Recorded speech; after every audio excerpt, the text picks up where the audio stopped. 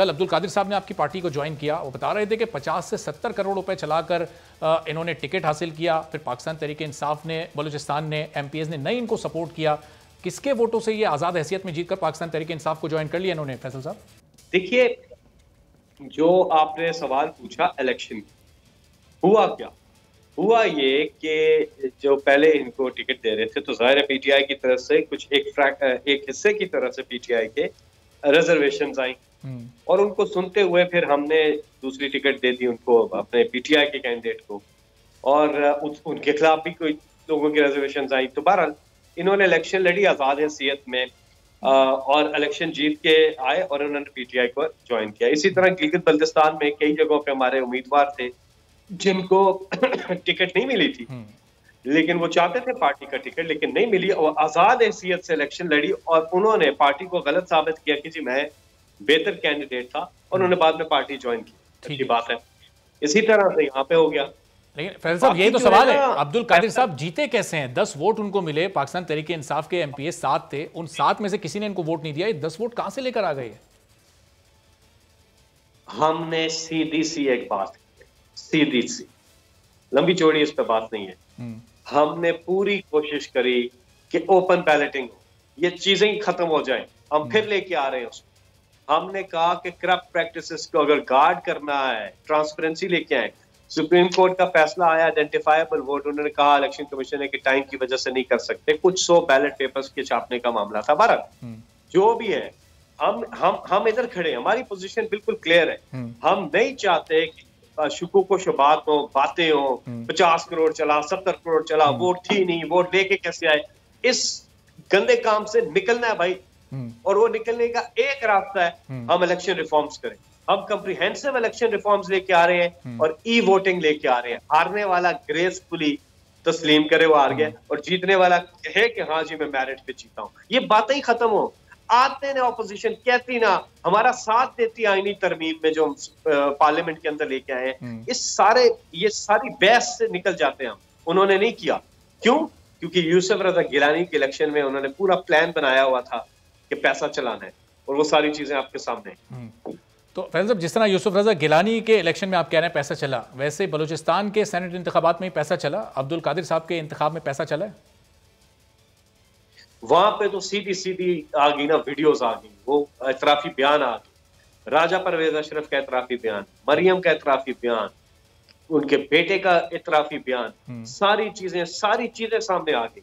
मैं इधर कैसे कह दूं? उधर तो हमारे सामने, कौम के सामने चीज आ गई है। इधर मैं आपकी बात पे, किसी और के इल्जाम पे मैं भी कह सकता हूँ, लेकिन मैं उसको क्या, उससे ज्यादा मैं क्या कह सकता हूं? किसी और का इल्जाम नहीं है, आपकी अपनी जमात के उस सूबे के तर्जुमान ये बात कर रहे हैं। ठीक कह रहे हैं आप, अपनी जमात का इल्जाम होगा, मैं उसको कैसे मान लूं या ना मानूं, मैं कैसे करूं? मेरे हाथ तो बांध दिए ना आपने। मुझे आप खोलें, मुझे आप ओपन करें, ओपन वोट पे जाएं, मुझे आप आइडेंटिफाइबल वोट पे रखें, मैं फिर आपको बता सकूं। लेकिन फैसल साहब इधर चलें, इस मामले में तो आपके हाथ बंधे हैं, लेकिन पार्टी के अंदर तो आप कार्रवाई कर सकते हैं। अली हैदर गिलानी साहब की वीडियो में जो लोग मौजूद हैं, अभी तक उनके खिलाफ क्यों कार्रवाई नहीं की आपने? वहां भी हाथ बंधे हुए हैं। बात सुने, दो चीजें इसमें।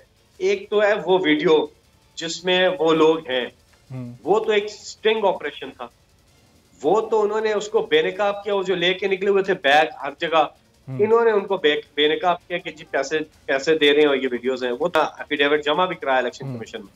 दूसरे हैं वो बाकी जो 16 लोग हैं। अब वो जो 16 जितने भी लोग हैं, अब उनको कैसे पकड़े, कैसे आइडेंटिफाई करें उनको? अगर आइडेंटिफाइबल वोट होता, एब्सोल्यूट सीक्रेसी ना होती, फिर तो था उनको। शेख रशीद साहब ये कह रहे हैं कि वजीर आजम के इल्म में ये मौजूद है कि वो 16 लोग कौन है। वजीर आजम को पता है वो कौन 16 लोग हैं? वफाकी वजीर दाखिला है शेख साहब, कैबिनेट का हिस्सा है। देखिए, मैं आपको PTI का मौकफ दे रहा हूं। मेरे वजीर आजम को इस चीज का नहीं मालूम है कि वो कौन लोग हैं। अगर आइडेंटिफाइबल वोट होती तो मालूम होता। और अभी तक क्या कोशिश की है वजीर आजम ने ये जानने की कि वो और जब पता चल जाएगा वो कौन है, तब उनके खिलाफ क्या कार्रवाई होगी? जब पता चल जाएगा ना, तो वही होगा जो पहले इमरान खान साहब कर चुके हैं। 20 MPs को निकाल दिया था। और फिर हुकूमत 16 लोगों को निकालने से तो आपकी हुकूमत चली जाएगी। फिर खान साहब ने जो एतमाद का वोट लिया 178 वोट, ये 16 माइनस कर दें तो 162 रह जाएंगे। खान ने अभी वोट ऑफ कॉन्फिडेंस जो है उसमें भी हुकूमत जा सकती थी, अब कर लेते ना ऑपोजिशन वाले, उसमें भी कर लेते। तो इमरान खान को परवाह नहीं है हुकूमत जाती है या नहीं जाती है। हुकूमत इक़्तिदार में कोई रहने का नाम नहीं होता। आप अपना इमरान खान मिशन पे हैं कि इस मुल्क से करप्शन का खात्मा करना है। हुकूमत आना जाना ये कोई मसला नहीं है इमरान खान के लिए, जाती है तो जाए हुकूमत, कोई परवाह नहीं है इमरान खान साहब। वैसे करप्शन का खात्मा फिर कैसे होगा जब ये क्लियर नहीं है? अब्दुल कादिर साहब जो वोट लेकर आए बलूचिस्तान से, उन पर आपकी जमात से इल्जामात लग रहे थे, अभी उन इल्जामात को उन्होंने किसी को मुतमईन नहीं कर सके हैं। खान साहब कैसे मुतमईन होगा? उन्हें पार्टी में शामिल कर दिया और एक तरफ करप्शन का खात्मा भी चाहते हैं। इस सवाल का जवाब तफसीली दे चुका, अभी थोड़ी देर पहले दिया मैंने आपको, तफसीली यही सवाल था, वो तो इसका मैंने जवाब अभी दिया। वो आपकी बात से वो सवाल दोबारा निकला है ना। अभी चेयरमैन सेनेट का इंतखाब फिर ओपन बैलेट के जरिए आपको इस वक्त ऑपोजिशन ऑफर कर रही है, वो आप उस ऑफर को माने और इसको ओपन बैलेटिंग के जरिए कर लें। हम लेके आ रहे हैं, हम तो क्या अच्छा बात कर दी आपने। अभी थोड़े अरसे पहले आईनी तरमीम हम लेकर के आए, उन्होंने मुखालफत की, उसको रिजेक्ट किया। क्यों? ये यूसुफ रजा गिलानी की क्वेश्चन अब फिर लेके आएंगे। ये कह रहे हैं ना सपोर्ट करें उसको, सारे इलेक्शन ओपन बैलेट से करें सारे। और फिर सादिक संजरानी साहब के पास, अब चूंकि फैसल साहब आप सेनेट में आप लोगों की तादाद कम है, फिर उनकी जीत के दावे आप कैसे कर रहे हैं जब आप करप्शन का खात्मा भी चाहते हैं, पैसे भी नहीं चलाना चाहते, ओपन बैलेटिंग के जरिए इलेक्शन चाहते हैं, फिर वो कैसे जीतेंगे? सर तादाद नहीं कम, ये गलत कह रहे हैं आप, तादाद कम है। तादाद आपने नेशनल असेंबली में फर्क देखा था, कितना ज्यादा फर्क था वोटों का। इधर तो कोई फर्क नहीं है सेनेट के इलेक्शन के अंदर। सेनेट में अच्छा, फिर सेनेट के इलेक्शन में सादिक संजरानी 3 साल सेनेट चेयरमैन रहे हैं। जो उनका कंडक्ट रहा है, जिस तरीके से बेशतर सेनेटर्स जो आजाद हैं वो समझते हैं कि सादिक संजरानी ने हाउस बहुत अच्छी तरह चलाया। कुछ ओपोजिशन के सेनेटर्स भी समझते हैं। हम कहते हैं खुल के आए, मुखालफत करें, कोई मसला नहीं है, खुल के, नो प्रॉब्लम एट ऑल, खुल के करें। आपकी जमात तो अब सेनेट की सबसे बड़ी जमात हो गई ना। 25-26 नशिस्तें पाकिस्तान तहरीक इंसाफ के पास हैं। उन 25-26 में कोई ऐसा कैंडिडेट नहीं है जो चेयरमैन सेनेट बन सकता हो, या आप अगर अपना कैंडिडेट लाते हैं तो आपके इत्तेहादी आपको वोट नहीं देंगे, इसलिए आप अपना कैंडिडेट नहीं ला रहे। ये वजह नहीं है, ये सिर्फ सेनेट के अंदर ही तो इत्तेहाद नहीं है ना, हमारा एक पूरे मुल्क के अंदर इत्तेहाद है, सूबा है, उसमें बाकी मामलात हैं और चीजें हैं। तो जब मखलूत हुकूमत होती है तो आप मुख्तलिफ जगहों पे मुख्तलिफ फैसले करते हैं, ठीक है ना। ये सिर्फ एक सेनेट ही नहीं है, इसके अलावा भी मुल्क है, और वो वहां पर भी हमारा इत्तेहाद ही है ना। जाहिर है सूबों में इत्तेहाद है, नेशनल असेंबली में इत्तेहाद है, सूबाई असेंबलियों में इत्तेहाद है, सेनेट में इत्तेहाद है। तो आप ओवरऑल तनाजुल में फैसला करते हैं और अपना बेहतरीन कैंडिडेट मुशावरत के साथ, और इसमें आपकी अपनी कोर कमेटी जो है PTI की, उसका भी मशवरा शामिल है। तो ये हमारे एक मुतफिका उम्मीदवार है। लेकिन खान साहब बताते थे कि उनके पास इतनी ज़बरदस्त टीम है, 22 साल की स्ट्रगल है, जद्दोजहद है, और चेयरमैन सेनेट के लिए कोई एक कैंडिडेट पाकिस्तान तहरीक इंसाफ के पास नहीं है। बड़ी हैरान कुन बात है। अब तो इस जमात को बने 25-26 साल हो गए।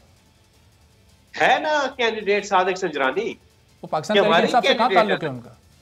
पाकिस्तान तहरीक इंसाफ के अपने कोई कैंडिडेट? फैसल साहब यार सवाल है आपका, आप मुझे कहिए मेरे कोट ब्लैक कलर का क्यों पहना हुआ है? आपकी तो मेजॉरिटी आप इस व्हाइट कलर पहने, जी बात करें यार। मतलब एक हमारी पार्टी जिसका अलायंस है, ये तो बहरहाल आप, हमारा हक है ना जी, हमारी पार्टी का इस्तेकाक है कि वो जो फैसला करे मुशावरत के साथ, और इस पे तवील मुशावरत हुई है। इसमें उनके 3 साल का सेनेट का जो टाइम है वो भी देखा गया है। ये कहना जी अब आपके पास, अब आप मुझे बताएं, हम अब MQM के साथ हमारी है मखलूत हुकूमत, और उनके पास एक मिनिस्ट्री, आप कहें जी पूरी PTI में कोई बंदा नहीं है जो IT की मिनिस्ट्री चला सके। लोग तो हैं, लेकिन हम एक मखलूत हुकूमत में हैं। मखलूत हुकूमत में हमारे इत्तेहादी हमारी गवर्नमेंट का हिस्सा हैं, और वो हमारे साथ हैं। तो हमने सबने साथ चलना है। मुख्तलिफ जगहों पे मुख्तलिफ लोग होंगे, सारा कुछ PTI के पास नहीं हो सकता, क्योंकि PTI एब्सोल्यूट 2/3 मेजॉरिटी के साथ नहीं है हुकूमत में। इसलिए आप इत्तेहाद बनाते हैं, और जब इत्तेहाद बनाते हैं तो मुख्तलिफ पार्टियों को मुख्तलिफ जगह दी जाती है। सब्सक्राइब करें और बेल दबाएं ताकि कोई खबर रह न जाए।